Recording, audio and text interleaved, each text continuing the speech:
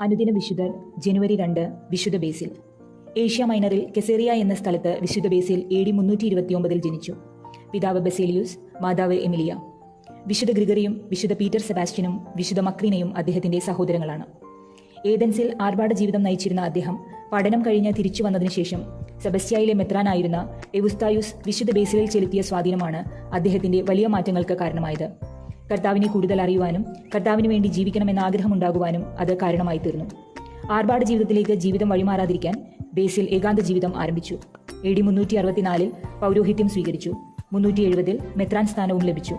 പൗരസ്ത്യ സന്യാസികളുടെ പിതാവ് എന്ന് അദ്ദേഹം അറിയപ്പെടുന്നു. സഭയുടെ ഐക്യമായിരുന്നു അദ്ദേഹത്തിന്റെ അഭിനിവേശം. അതിനായി അദ്ദേഹം വളരെയധികം പ്രസംഗിക്കുകയും എഴുതുകയും ചെയ്തു.